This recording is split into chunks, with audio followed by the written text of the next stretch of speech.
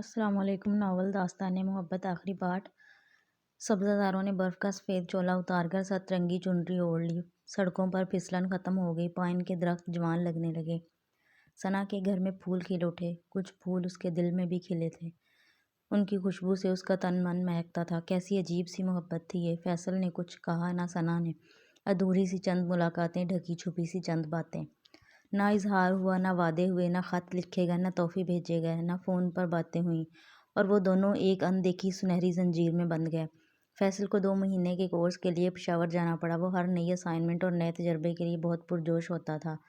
پورا دن کلاسز ہوتی، workshops, lectures, اسے کام کے علاوہ کسی چیز کا خیال نہ آتا۔ لیکن جب وہ رات کو سونے لیٹتا تو ثنا کا چہرہ اس کی نگاہوں کے سامنے آ جاتا، ثنا کی آواز اس کے کانوں میں لہرانے لگتی۔ جب اس نے ثنا کی اسکیچ بک میں اپنی آنکھیں بنی دیکھی تھیں تو اسے اس بات کا یقین ہو گیا تھا کہ یہ بندھن معمولی نہیں، یہ محبت چند روزہ نہیں، زندگی بھر کی بات ہے۔ اپنے دل کو تو وہ جانتا ہی تھا، ثنا کیا سوچتی تھی وہ یقین سے نہیں کہہ سکتا تھا۔ اب اسے یقین تھا، اس کی اسکیچ بک اور وہ اس کا چیلنج۔ انہی پتھروں پر چل کر اگر آ سکو تو آؤ۔ ڈھکا چھپا سا اندھیا تھا۔ کس مشکل سے اس نے راتوں رات پھول منگوائے تھے۔ صبح 3 بجے دوستوں کے ساتھ جا کر اس کے گھر کے پتھریلے راستے پر پھول بچھا آیا تھا۔ کاش وہ اس وقت اس کا چہرہ دیکھ سکتا جب اس نے وہ سرخ پھولوں کا قالین دیکھا ہوگا۔ وہ حیران ہوئی ہوگی یا خوش ہوئی ہوگی۔ وہ تصور میں اسے دیکھتا اور اس کے چہرے پر نظر جمائے نیند کی وادی میں اتر جاتا۔ زنیرہ کی زندگی میں آہستہ آہستہ سکون آنے لگا تھا۔ عامر کے وہی مصروف شب و روز دوبارہ شروع ہو گئے تھے، مگر اس میں ایک تبدیلی آتی جا رہی تھی۔ وہ اس کا احسان مند تھا۔ اس کا یہ الزام ٹوٹ گیا تھا کہ زنیرہ اس کے گھر کی ایک فالتو چیز ہے اور وہ اپنا گھر اور اپنی زندگی اس کے بغیر بھی یہ بخوبی چلا سکتا ہے۔ اس کے پاس پیسہ ہے، ملازم ہے، بیوی نہ بھی ہوتی تو کیا فرق پڑتا ہے۔ اس کی بیماری نے اس کے 14 طبق روشن کر دیے تھے۔ اب یہ طبق کتنے دن تک روشن رہنے تھے یہ زنیرہ نہیں جانتی تھی۔ اس نے تو بس اپنی معمول کی زندگی شروع کر دی تھی۔ سید صاحب کی باتوں نے اس پر جادو کا سا اثر کیا تھا۔ ان کے بچے کے بارے میں کی گئی پیشن گوئی نے اسے ہر دوسری چیز سے بے نیاز کر دیا تھا، عامر سے، اس کی مصروفیات سے اور شاید اس کی گرل فرینڈ سے بھی۔ اگرچہ وہ کبھی کبھار موقع ملنے پر اس کا فون چیک کر لیتی تھی، لیکن اس میں اسے کچھ نہ ملتا تھا، کوئی میسیج نہیں، کوئی کال نہیں۔ یا تو عامر یہ معاملہ ختم کر چکا تھا یا وہ کال اور میسیج ڈیلیٹ کرنے کا ماہر ہو گیا تھا۔ زنیرہ کو اب کچھ خاصی پرواہ بھی نہ رہی تھی۔ اس نے اللہ سے سکون مانگا تھا، اسے سکون مل گیا تھا۔ وہ اپنے آپ میں مگن تھی۔ جب وہ شاپنگ پر نکلتی، بچوں کی چیزیں خرید کر واپس آ جاتی، ان چیزوں کو وہ اپنے کمرے میں سامنے ہی رکھ دیتی۔ آتے جاتے چھوٹے چھوٹے کپڑوں، جوتوں، ہیئر بینڈز اور جرابوں پر اس کی نظر پڑتی اور اس کا دل خوشی سے معمور ہو جاتا۔ سید صاحب کی آواز اس کے کانوں میں آتی، انشاءاللہ تمہارا بچہ ضرور ہوگا۔ وہ ضعیف الاعتقاد نہ تھی، کسی انسان کو عالم الغیب سے جانتی تھی، مگر وہ یہ امید تھی جس پر یقین کرنے کو وہ دل و جان سے آمادہ تھی۔ یہ اس کی زندگی کی سب سے بڑی خوشی کی آس تھی۔ فیصل کا کول واپس آیا تو اس سب سے پہلے بھاگم بھاگ ایبٹ آباد گیا۔ پریڈ گراؤنڈ کی سڑک پر اسے قریشی صاحب تنہا ٹہلتے نظر آئے۔ اس کی ساری خوشی پر اوس پڑ گئی۔ وہ 2 مہینے بعد ثنا کو دیکھنے کی آس میں آیا تھا۔ کہاں تھی وہ؟ یہ سوال وہ کسی سے نہیں پوچھ سکتا تھا، قریشی صاحب سے تو بالکل نہیں۔ وہ 2 دن نہ آ سکا۔ کہیں جا کر تیسرے دن اسے ثنا کی جھلک نظر آئی۔ وہ اپنی گاڑی میں کہیں جا رہی تھی۔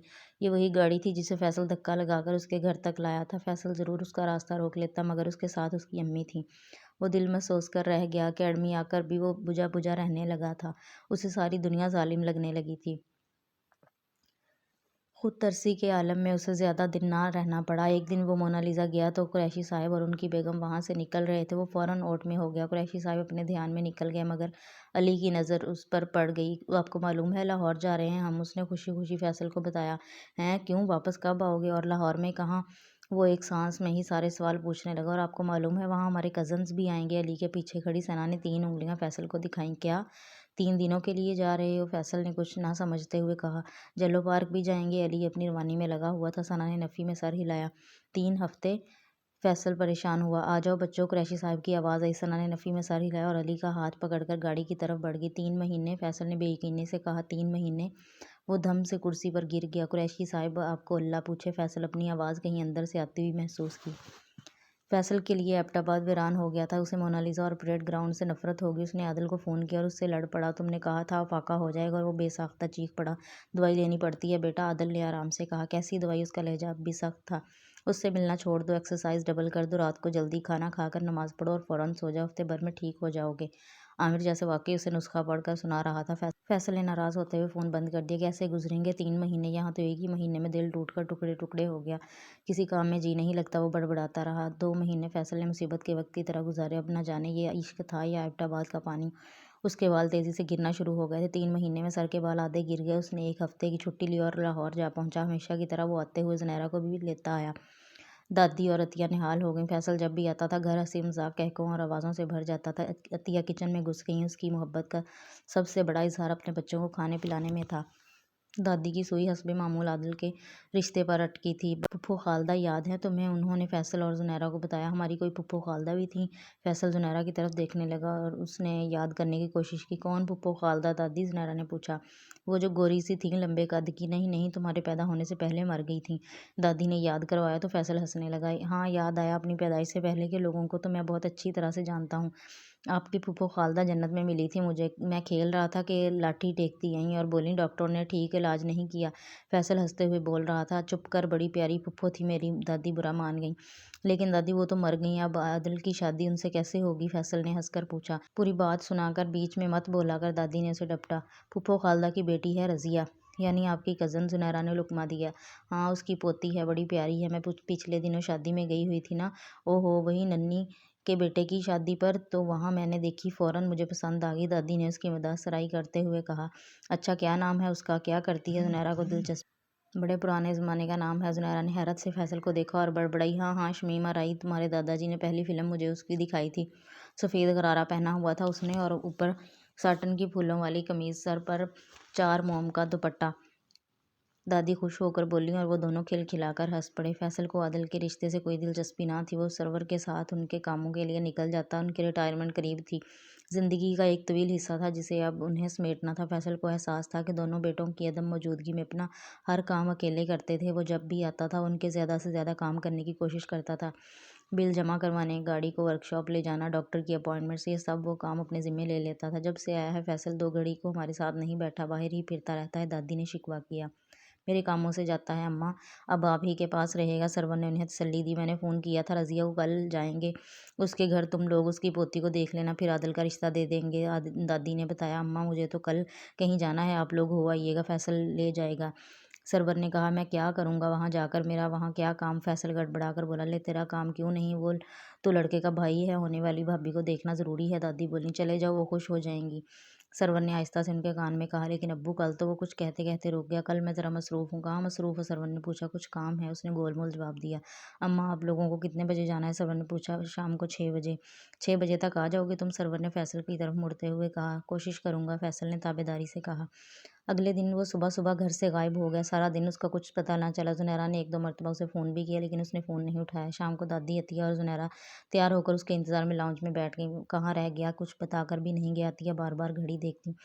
आ जाएगा अम्मी, बच्चा तो नहीं है, क्या होगा दोस्तों में? सारा ने कहा। हाँ हाँ, बड़ा ज़िम्मेदार है मेरा बच्चा, दादी ने फ़ख्र से कहा। उसी वक्त दरवाज़ा खुला और फैसल अंदर दाखिल हुआ। दादी, अतिया और ज़ुनैरा तीनों के मुँह खुले के खुले रह गए। ये क्या? अतिया के मुँह से निकला। फैसल, तुम हेयर ट्रांसप्लांट करवा कर आए हो? ज़ुनैरा ने बेयकीनी से कहा। फैसल ने भवें चुकाकर उन्हें देखा और बड़ी बेनियाज़ी से बोला। हाँ, लेकिन क्यों? गंजे तो नहीं हुए थे तुम अभी? ज़ुनैरा ने हैरानी से कहा। हो रहा था अप्पी, इससे पहले कि मामला मेरे हाथ से निकलता मैंने सोचा कुछ तदबीर कर लूँ। वो शहज़ादा भी तो गंजा है।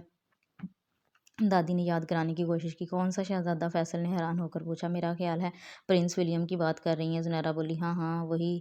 उसने तो बाल नहीं लगवाए। दादी को याद आ गया, लगवाने चाहिए थे। वो इंसान ही क्या जो स्मार्ट नज़र ना आए। फैसल दरवाजे की तरफ मुड़ा। कितना ख्याल है इसे अपनी स्मार्टनेस का? अतिया ने हंसकर कहा। फैसल ने गर्दन मोड़कर अतिया को देखा और मुस्कुरा कर बोला। क्या करूँ अम्मी, मैं हीरो बने बगैर नहीं रह सकता।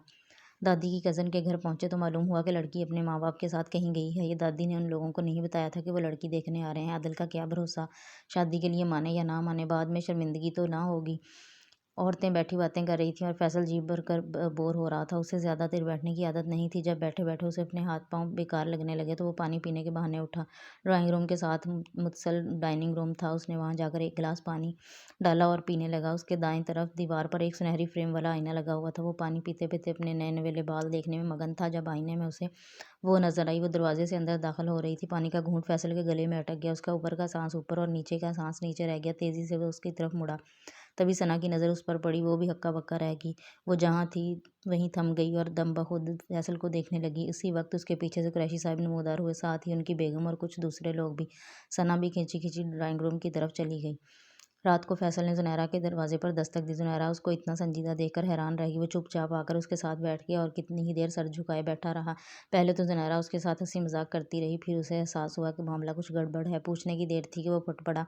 सारी बात अलिफ से ये तक जुनैरा के गोश गुजार दी हूँ तो ये बात है, लड़की तो प्यारी है, जुनैरा ने पुरसोच लहजे में कहा। फैसल खामोश रहा, लेकिन फैसल सिर्फ शक्ल सूरत देख कर आप इतना बड़ा फैसला कर सकते हैं? जुनैरा उसे समझाने वाले अंदाज में कह रही थी। वो अब भी चुप रहा। तुम्हें उसमें क्या पसंद है? जुनैरा ने नरमी से पूछा। ज़हीन है, शरीफ है और सबसे ज़्यादा ये कि खुश मिजाज है। फ़िक्र मत करो, हम वहाँ तुम्हारे रिश्ते के लिए राज़ी हैं, उन्होंने प्यार से कहा। सरवर भी मुस्कुरा रहे थे। फैसल को तो अपने कानों पर यकीन ही ना आया। लेकिन एक बात मैं क्लियर कर दूँ, अभी हम सिर्फ तुम्हारी मंगनी करेंगे। कैरियर के इस स्टेज पर तुम शादी ना करो तो बेहतर है, उन्होंने उसे समझाने वाले अंदाज में कहा। हाँ, साल 2 साल तक आदिल के लिए भी रिश्ता ढूंढ लें, तब तक तुम्हारी प्रमोशन हो जाएगी, तब शादी कर देंगे। फैसल सादमंदी से सर झुकाए सुनता रहा। उसकी मुस्कुराहट थी कि छुपाई ना छुपती थी। मैं भी कहूँ, ये हीरो क्यों बना फिरता है, बाल भी लगवाया, अब पता चला ये किसी और चक्कर में है। दादी ने उसे छेड़ते हुए कहा। इस वक्त अतिया के फ़ोन की घंटी बजी। आदिल का फ़ोन है, उसको भी खुशखबरी सुनाती हूँ, अतिया ने खुश होकर कहा। हेलो, हाँ बेटा, सब खैरियत है, एक अच्छी खबर है। अतिया ने फ़ोन कान से लगाए हुए कहा। अम्मी, मेरे पास भी अच्छी खबर है। वो जो तस्वीर आपने मुझे भेजी है, मुझे वो लड़की मुनासिब लगी है। मैं अब पाकिस्तान आऊँगा तो उससे मिलूंगा, फिर कुछ फैसला कर लेंगे। आदिल रवानी में बोल गया, लेकिन अतिया जहाँ थी वहीं जमकर रह गई। अतिया हमेशा कहती थी कि फैसल अपनी ज़िद का पक्का है, दुनिया इधर की उधर हो जाए, जिस बात पर अड़ जाए करके छोड़ता है, मगर वो कितना ज़िद्दी है उसका अंदाज़ा उन्हें अब हुआ। सबसे पहले उसने आदिल को फ़ोन किया। भाईजान, आप ज़रा मेरी बात सुनिए, जिस लड़की को मुनासिब समझकर आप कुछ फ़ैसला करने का सोच रहे हैं, ये वो लड़की है जिसके साथ इश्क में फाके की तरकीब आप मुझे बताते रहे हैं, लिहाजा आप अपनी ज़ुबान पर कायम रहें और नो गो एरिया में कदम ना रखें। वो गुस्से में हमेशा आदिल को भाईजान कहता था। आदिल हेलो हेलो करता रह गया। फैसल ने फ़ोन पटक दिया। दूसरी धमकी उसने अतिया और दादी को दी। ये मत समझिएगा कि अगर आदिल ने दिलचस्पी ज़ाहिर कर दी है तो मैं दस्तबरदार हो जाऊंगा। अगर आपने मेरी शादी यहाँ ना करवाई तो मैं जब भी डिप्यूटेशन पर जाऊंगा वहाँ से मेम ब्याह लाऊंगा, अल्लाह ना करे, दादी ने होल कर कहा। तो फिर आप कुछ करें, मेरा रिश्ता तय करें और फ़ौरन करें, फैसल ने अटल अंदाज में फैसला सुनाते हुए कहा। तीसरा अल्टीमेटम उसने अब्बू को दिया। वो मंगनी नहीं, सीधा शादी करना चाहता था। इस सारे चक्कर में बहुत सी उलझनें थीं जिन्होंने उसकी राह में रोड़े अटकाने की कोशिश की थी। पहला रोड़ा तो खुद अपने घर में अतिया की तरफ से आया, जो बड़े भाई से पहले छोटे की शादी ना करना चाहती थी। वो मंगनी पर राज़ी थी मगर शादी पर नहीं। जुनैरा ने हर महाज पर फैसल का केस किसी माहिर वकील की तरह लड़ा। उसने आदिल को फ़ोन करके उसे अम्मी को कायल करने का टास्क सौंपा कि उसे अपने से छोटे भाई की पहले शादी पर कोई एतराज़ नहीं, बल्कि वो दिलो जान से चाहता है कि फैसल की शादी कर दी जाए, ताकि दोनों ख़वातीन की कुर्बानी के बकरे के सर पर सेहरा सजाने की दिली ख्वाहिश पूरी हो और उसका पीछा छोड़ें। दूसरा पत्थर सना के घर वालों की तरफ से आया, जिसको फ़िक्र थी कि सना अभी कम उम्र है। जुनैरा ने फैसल की उम्र का सना के साथ जोड़ साबित करने में अपने सारे दलाइल सिर्फ कर दिए। तीसरा खदशा सना की नामुकम्मल तालीम के हवाले से था। यहाँ भी जुनैरा ने ज़ाती जिम्मेदारी पर वादा किया कि सना की तालीम हासिल करने की राह में कोई रुकावट ना होगी। सवाल जवाब हुए, मशवरे हुए, दोनों तरफ की दादियों के बीच जज्बाती सीन हुए। आखिर कुरैशी साहब ने फाइनल वोट डाला और फैसल के हक़ में फ़ैसला कर दिया। फैसल को मालूम हुआ तो उसे कुरैशी साहब के बारे में अपने पुराने इरादों पर बहुत शर्मिंदगी हुई। अब मिलेंगे तो इनका सर ज़रूर चूम लूँगा। यूँ फैसल का रिश्ता सना के साथ तय हो गया और शादी की तारीख रख दी गई। सना को यह सब ख्वाब की तरह लगता था। वो बार बार जहन में फैसल से अपनी पहली मुलाकात, वो परेड ग्राउंड के किनारे वॉक, मोनालिसा में टकराव, वो अकेडमी में उसके साथ बातें, वो सुर्ख फूलों का कालीन, वो ये यादें दोहराती और फिर अपने हाथ में पहनी उसके नाम की अंगूठी को देखने लगती। उसे यकीन न आता था ज़िंदगी में देखा गया पहला पहला ख्वाब पूरा हो जाएगा। जिसे चाहा था वही ज़िंदगी का हमसफ़र बनने जा रहा था। वो अपनी धुन का पक्का और किरदार का बुलंद था। वो इसके साथ फ्लर्ट नहीं कर रहा था, सच्ची मोहब्बत करता था। सना के कदम ज़मीन पर ना टिकते थे।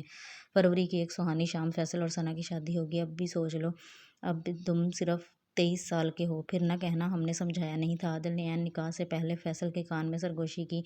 पूरे 4 महीने बाद मैं 24 साल का हो जाऊंगा। उसने भी आदिल के कान में सरगोशी की। रहोगे तो बच्चे ही, चुप करो वरना मैं ये हार उतार कर तुम्हें पहना दूंगा। मैं भाग गया तो तुम्हें ये शादी करनी पड़ेगी, उसने आदिल को डराने वाले अंदाज में कहा। उस बात ने आदिल को बोलती बंद कर दी और खैर खैरियत से निकाह हो गया। फैसल सना को ब्याह लाया। दादी अतिया और जुनैरा ने अपने सब अरमान पूरे किए। अपने दोस्तों में फैसल पहला था जिसकी शादी हो रही थी। उन्होंने खूब हल्ला गुल्ला किया। उसके दोस्त फैसल को कमरे तक छोड़ने आए और अंदर घुस कर बैठ गए और सना के साथ बातें करने लगे। फैसल उन्हें धक्के दे देकर बाहर निकालता, वो फिर अंदर घुस जाते। आखिर सरवर उसकी مدد کو آئے اور پھر کہیں جا کر فیصل کی ان سے جان چھوٹی۔ دروازہ بند کر کے فیصل ثنا کے سامنے آ کر بیٹھ گیا۔ دونوں کی نظریں ملیں، دونوں مسکرائے۔ فیصل نے اس کے ہاتھ تھام لیے۔ کیا میں نے کبھی تمہیں بتایا؟ فیصل نے دھیمی آواز میں کہا۔ کیا؟ ثنا نے کچھ سوچتے ہوئے پوچھا۔ تو آئی لو یو سوچ رہا ہوں کن الفاظوں میں کہوں۔ یہ کہوں کہ بہت چھوٹا لفظ ہے ان جذبات کے لیے جو میرے دل میں لو تمہارے لیے ہے۔ ثنا شرما گئی۔ یہی بات تو اس کے اپنے دل میں بھی تھی۔ تم بہت خوبصورت لگ رہی ہو۔ اس کی آواز دھیمی تھی لیکن ثنا کے لیے اس کی آواز کے سوا کائنات میں کچھ نہ تھا۔ ارے ہاں، میں تو بھول ہی گیا تمہارا تحفہ، اس نے اچانک کہا۔ یہ کہہ کر اس نے جیب میں ہاتھ ڈالا۔ ثنا نے اشتیاق سے آگے ہو کر دیکھا۔ ہاتھ جیب سے باہر نکالا تو اس کی مٹھی بند تھی۔ عین اس کی آنکھوں کے سامنے لا کر فیصل نے مٹھی کھولی۔ اس کی ہتھیلی پر ایک چھوٹا سا ہیلی کاپٹر رکھا تھا۔ اس کے چھوٹے چھوٹے دروازے کھلے تھے اور دم کا ننھا سا پنکھا گھوم رہا تھا۔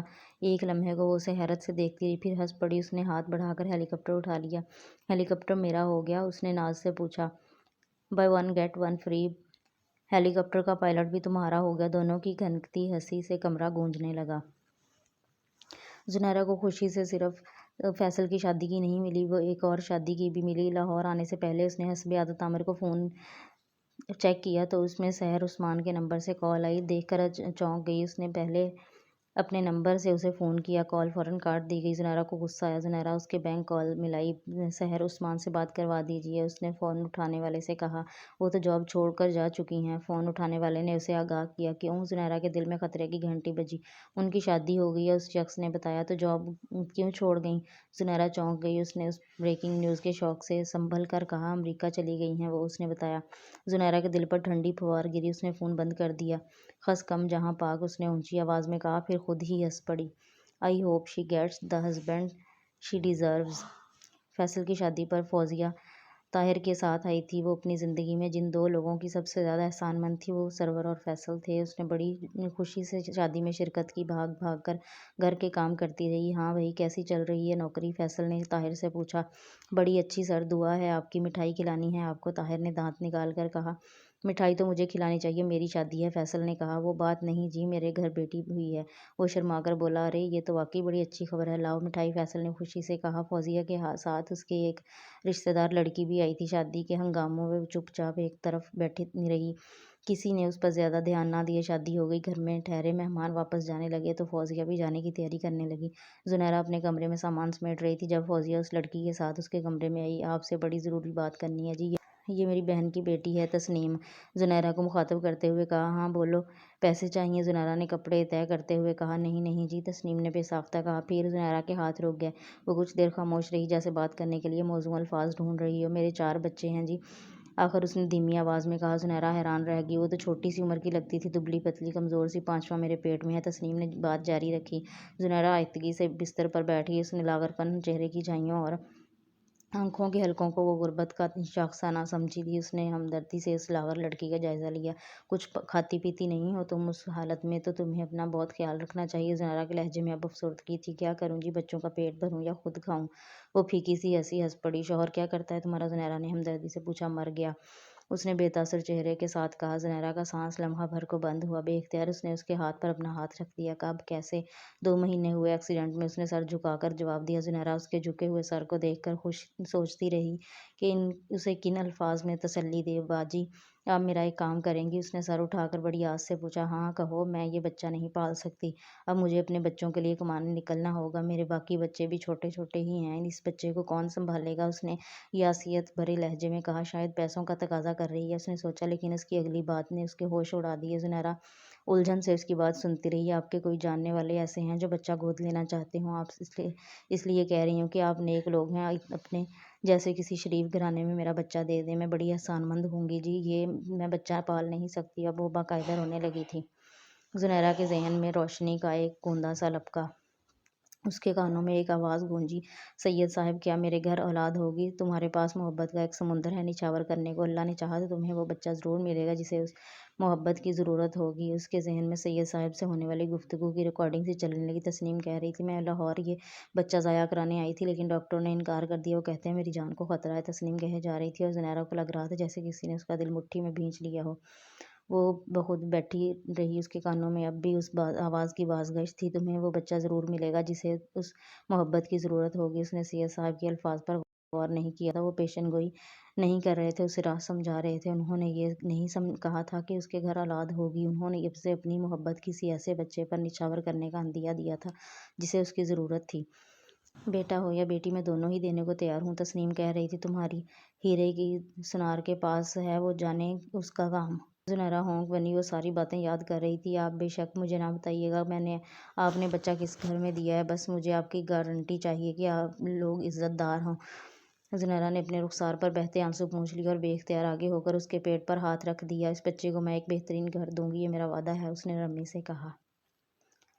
آج میرے پاس تمہارے لیے ایک سرپرائز ہے۔ فیصل آئینے کے سامنے کھڑی ثنا کے پیچھے جا کھڑا ہوا، وہ اپنے بالوں میں برش کر رہی تھی۔ فیصل نے اس کے ہاتھ سے برش لے لیا اور اس کے کمر تک آئے بالوں میں پھیرنے لگا۔ کیسا سرپرائز؟ ثنا نے اسے آئینے میں دیکھتے ہوئے کہا۔ میں تمہیں کہیں لے کر جا رہا ہوں۔ کہاں؟ اس نے بغور فیصل کے چہرے کا جائزہ لیتے ہوئے پوچھا۔ تم بتاؤ کہاں جانا تمہاری سب سے بڑی خوشی ہے؟ ثنا نے نظریں جھکا لیں۔ فیصل نے برش ہاتھ سے رکھ کر اس کا رخ اپنی طرف موڑا۔ بتاؤ نا، فیصل نے اس کے ماتھے پر آئے ہوئے بال ہٹاتے ہوئے پوچھا۔ کہاں جانا چاہتی ہو تم؟ ثنا نے نظریں جھکائیں۔ ان دا آرمز آف مائی ہسبینڈ، جھکائے ہوئے کہا۔ اف، تمہاری انہی باتوں نے مجھے دیوانہ بنا دیا ہے۔ فیصل نے نرمی سے اسے بازوؤں میں لے لیا۔ اسی وقت دروازے پر دستک ہوئی تو ثنا کسمسا کر پیچھے ہونے لگی۔ رہنے دو، خود ہی چلا جائے گا، جو بھی ہوگا۔ فیصل نے اس کے بالوں میں منہ چھپائے سرگوشی کی، لیکن وہ جو بھی تھا جانے کے موڈ میں نہیں تھا۔ چوتھی دستک پر فیصل نے غصے سے دروازہ کھولا۔ آگے ریسٹ ہاؤس کا چوکیدار کھڑا تھا۔ کیا بات ہے؟ فیصل نے تحمل سے پوچھا۔ سر، یہ رکا ہے آپ کے نام، ارجنٹ ہے۔ چوکیدار نے اسے لفافہ پکڑاتے ہوئے کہا۔ فیصل کاغذ ہاتھ میں پلٹا تو اس کے چہرے پر مسکراہٹ تھی۔ یہ کیا ہے؟ ثنا نے پوچھا۔ تمہارا سرپرائز ہے، تمہیں یاد ہے ایک مرتبہ تم نے مجھ سے ایک فرمائش کی تھی؟ وہ آگے بڑھ آیا۔ میں نے؟ کون سی فرمائش؟ ثنا نے حیرت سے یاد کرنے کی کوشش کی۔ ہیلی کاپٹر رائڈ کی فرمائش۔ یاد کرو، کاکول اکیڈمی میں۔ فیصل نے اس کا ہاتھ چوم کر کہا۔ کو رائڈ نہیں دے سکتے سویلینز؟ او ہاں، اور آپ نے کہا تھا کہ آپ… ثنا نے یاد کرتے ہوئے مسکراتے ہوئے کہا۔ ہم نے آپ کے لیے، مائی ڈارلنگ وائف، اس لیے کریکٹ پرائیویٹ پلین کا بندوبست کیا ہے، فیصل نے سر خم کر کے کہا۔ ثنا کا منہ کھلا کا کھلا رہ گیا۔ اس کے تصور میں وہ عظیم الشان پرائیویٹ پلین لہرائے جن پر ارب پتی سفر کرتے ہیں۔ Private plane? اس نے بے یقینی سے پوچھا۔ ہاں، میرا ایک دوست اسلام آباد میں فلائنگ کلب چلاتا ہے، اس سے جہاز مانگا، اتھارٹیز سے فلائنگ کی اجازت ملی اور اب وہ جہاز یہاں کھڑا ہے اور ہمارے پاس اس کو اڑانے کے لیے صرف 15 منٹ ہیں، اس لیے بھاگو۔ آخری لفظ اس نے اتنی اونچی آواز میں کہا کہ ثنا کے ہاتھ سے برش گر گیا۔ وہ ہنی مون کے لیے کاغان گئے تھے۔ وہاں سے واپسی پر فیصل کچھ دنوں کے لیے کاکول رکا۔ ان کا ارادہ ایک مرتبہ لاہور جا کر پھر واپس آنے کا تھا۔ وہ چاہتا تھا کہ ثنا کچھ دن لاہور ان کے گھر میں رہ لے تاکہ عطیہ اور دادی بہو کے لاڈ اٹھانے کے ارمان پورے کر لیں۔ کاکول میں اس نے ثنا کو وہ کمرہ بھی دکھایا جہاں اسے رہنا تھا۔ یہ بس ایک ہی کمرہ تھا جہاں صرف ایک بیڈ اور 2 صوفے رکھنے کی گنجائش تھی۔ اور کچن، کھانے کا کیا کریں گے؟ ثنا نے فکر مندی سے پوچھا۔ میس زندہ باد، کھانا میس سے آئے گا، ہم تو عیش کریں گے۔ اور اس عیش کی پہلی کڑی یہ پرائیویٹ پلین تھا۔ بھاگم بھاگ وہ ایئر فیلڈ پہنچے تو پرائیویٹ پلین دیکھ کر ثنا کو ہنسی آ گئی۔ ننھا منھا سا 2 سیٹوں والا کھلونا نما جہاز۔ فیصل نے اسے سیٹ پر بٹھا کر 4-5 بیڈز اس کے گرد باندھے۔ اس نے پوچھا، کمفرٹیبل؟ ثنا نے جواب دیا، ویری۔ جہاز کا انجن سٹارٹ کر کے فیصل نے ایک ایک چیز کا تفصیلی جائزہ لیا۔ ثنا کو بٹنز اور نوبز اس کے ہاتھوں کو کنٹرول پینل پر مختلف چیک کرتے دیکھتی رہی۔ اس نے فیصل کو پہلی مرتبہ ایک پروفیشنل کے طور پر اپنا کام کرتے دیکھا تھا۔ اسے اپنے شوہر پر فخر محسوس ہوا۔ جہاز آہستہ آہستہ چلنے لگا۔ ثنا نے اس کے پروں کو ہلتے دیکھا۔ یہ جہاز… وہ کچھ کہتے کہتے رک گئی۔ ہاں؟ فیصل نے اس کی طرف دیکھا۔ وہ جان گیا تھا کہ وہ کیا کہنا چاہتی ہے، اس لیے ہنس کر بولا، فکر نہ کرو، وزن میں ہلکا ہے مگر کارکردگی میں بھاری ہے۔ ویسے بھی اپنی جان سے پیاری بیوی کو میں کسی خطرے میں ڈالوں گا؟ اس نے جھک کر ثنا سے پوچھا تو وہ مسکرا دی۔ یار، ویسے تم مسکراتے ہوئے بہت پیاری لگتی ہو، فیصل نے کہا، لیکن یہ پیاری مسکراہٹ جلد ہی غائب ہو گئی۔ جہاز فضا میں بلند ہوا تو ثنا کو لگا وہ بس کرسی پر بندھی بیٹھی ہے اور کرسی ہوا میں اڑی جا رہی ہے۔ جہاز کا کیبن شیشے کا تھا اور اس سے زمین و آسمان حد نگاہ تک نظر آتے۔ ثنا خوف سے دم سادے بیٹھی رہی۔ اسے فیصل کے سامنے اپنے خوف کا اعتراف کرتے ہوئے شرم آتی تھی۔ ڈر تو نہیں لگ رہا؟ فیصل نے اس کی خاموشی کو محسوس کیا۔ نہیں، ثنا بہادری سے بولی۔ اس نے مطمئن ہو کر کہا، گڈ۔ ابھی ہم پہاڑوں کے پاس سے گزریں گے۔ ان پہاڑوں کو تم نے نیچے سے دیکھا ہوگا، یہ منظر کبھی کبھی دیکھنے کو ملتا ہے، انجوائے کرو۔ تھوڑی دیر بعد ثنا کا ڈر واقعی کم ہو گیا۔ وہ سبز پہاڑوں کو دیکھنے لگی جن کی چوٹیوں پر برف جمی تھی اور وہ ایبٹ آباد کی حدود سے نکل آئے تھے۔ ہم کہاں جا رہے ہیں؟ ثنا نے تجسس سے پوچھا۔ ایک بہت خوبصورت جگہ، فیصل نے جواب دیا۔ ثنا کو ہر جگہ ہی بہت خوبصورت لگ رہی تھی۔ چیڑ کے درختوں سے لدے پہاڑ سر اٹھائے کھڑے تھے، ان کے بیچ میں سڑک بل کھاتی چلی جا رہی تھی اور اوپر سے سلیٹیں ربن کی طرح لگتی تھیں۔ اس پر چلتی گاڑیاں، کھلونا معلوم ہوتی تھیں۔ ایک سرسبز پہاڑ کا چکر کاٹ کر وہ دوسری طرف نکل آئے جہاں پہاڑ بالکل بنجر تھے۔ یہ پہاڑ ثنا کے بات منہ میں ہی رہ گئی۔ اسی وقت بادل کے پیچھے سے سورج نکل آیا اور پورے کا پورا پہاڑ چاندی کی طرح دمک اٹھا۔ ثنا کا اوپر کا سانس اوپر اور نیچے کا نیچے رہ گیا۔ فطرت کے اس حسن نے اسے دنگ کر دیا۔ وہ کچھ نہ بول پائی۔ یہ ابرک کے پہاڑ ہیں، یہ جگہ ڈھاڈر کہلاتی ہے، یہیں لانا چاہتا تھا میں تمہیں، فیصل نے پیار سے اسے دیکھتے ہوئے کہا۔ ابرک کے پہاڑ چمکتی دمکتی سورج فیصل نے پیار سے اسے دیکھتے ہوئے کہا۔ ابرک کے پہاڑ چمکتی دمکتی سورج سے آنکھ مچولی کھیلتی۔ ابرک ایک زاویے سے دیکھتے تو وہ بالکل عام سا بنجر سلیٹی پتھروں سے بنا پہاڑ نظر آتا۔ اگلے ہی لمحے زاویہ بدلتا، وہ پورا پہاڑ اس طرح چمک اٹھتا کہ آنکھیں چندیا جاتی۔ ایسے یہاں کئی پہاڑ تھے۔ فیصل نے ان کے گرد چکر لگائے۔ اوپر سے ثنا کو کہیں کہیں چشمے بھی بہتے دکھائی دیے۔ چشموں کا پانی بھی پگھلی ہوئی چاندی کی طرح چمک رہا تھا۔ نہ جانے اس میں بھی ابرک گھلی تھی یا پہاڑوں کے غیر آلودہ دامن میں وہ سکون سے اپنی شفافیت لیے مسکراتے گنگناتے بہے جا رہے تھے۔ فیصل نے گھڑی دیکھتے ہوئے کہا، ٹائم ٹو گو بیک۔ ثنا مڑ مڑ کر ابرک کے پہاڑوں کو دیکھتی رہی۔ یہ خوبصورتی ساری زندگی اس کے ساتھ رہنے والی تھی۔ اگر آپ کو یہ ناول پسند آ رہا ہے تو میرے چینل کو سبسکرائب کریں اور بیل آئیکن کو لازمی پریس کریں۔ پھر ملیں گے اس ناول کے اگلے پارٹ کے ساتھ۔ تب تک کے لیے اللہ حافظ۔